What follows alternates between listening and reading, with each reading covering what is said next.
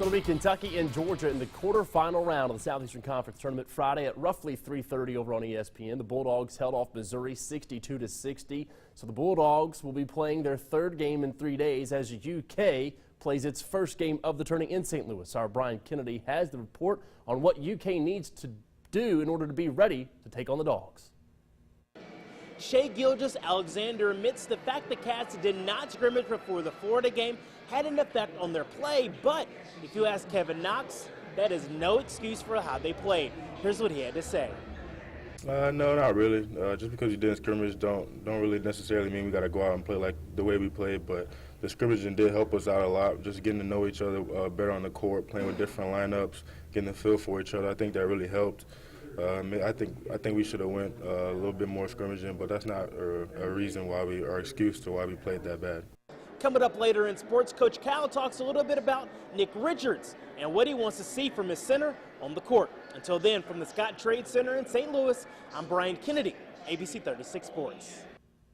Thank you very much, BK. Much more to come from St. Louis, as Brian mentioned. Plus, we talk football and bring you Sweet 16 girls highlights from BB&T Arena featuring Scott County and Louisville Manual, so stick around. Georgia able to get it done, holding off Missouri 62-60 to advance to face Kentucky in the Southeastern Conference Tournament quarterfinals, set for Friday at roughly 3:30 Eastern over on ESPN. It's unlikely Jared Vanderbilt will play for the Cats following a Tuesday injury he suffered in practice back in Lexington. Our Bryan Kennedy has how that might not be a problem from St. Louis. BK?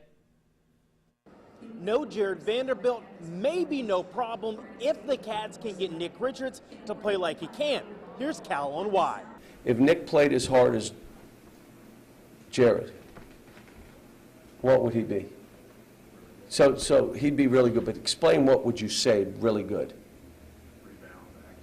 Okay, and what would that mean for him personally? Top 5 pick?